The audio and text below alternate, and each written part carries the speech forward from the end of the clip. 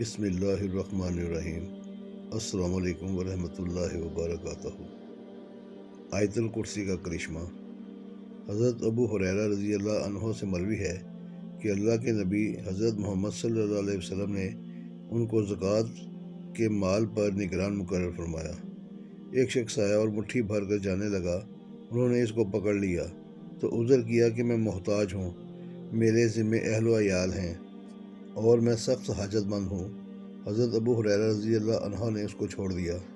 صبح ہوئی تو اللہ کے نبی صلی اللہ علیہ وسلم نے ان سے پوچھا کہ وہ تمہارا قیدی کیا ہوا؟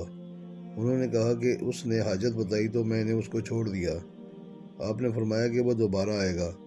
چنانچہ دوسری رات بھی وہ آیا اور مٹھی بھر کر جانے لگا تو حضرت ابو ہریرہ رضی اللہ تعالیٰ عنہ نے پھر اس کو پکڑ لیا۔ اس نے پھر وہی اپنی حاجت اور ضرورت کا اظہار کیا تو انہوں نے اس کو پھر چھوڑ دیا۔ نبی کریم صلی اللہ علیہ وسلم نے صبح پھر پوچھا اور حضرت ابو ہریرہ نے وہی جواب دیا۔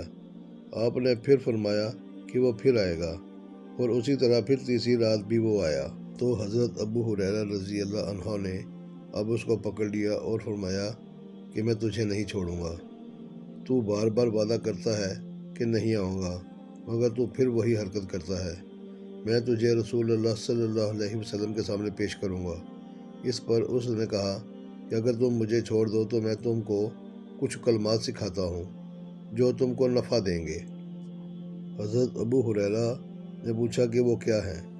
تو اس نے کہا کہ جب تم اپنے بستر پر جاؤ تو تم آیت الکرسی پڑھ لو تو تمہارے لیے اللہ کی جانب سے ایک محافظ مقرر ہو جاتا ہے، اور صبح ہونے تک شیطان تمہارے قریب نہیں آ سکتا۔ حضرت ابو ہریرہ نے اس کو چھوڑ دیا، اور جب صبح ہوئی تو حضرت ابو ہریرہ رضی اللہ عنہ نے نبی کریم صلی اللہ علیہ وسلم کو سارا قصہ سنایا۔ آپ صلی اللہ علیہ وسلم نے فرمایا کہ اس نے سچ کہا تھا، اگرچہ کہ وہ جھوٹا ہے۔ کیا تم جانتے ہو کہ وہ کون تھا؟ حضرت ابو ہریرہ رضی اللہ تعالیٰ عنہ نے کہا کہ نہیں۔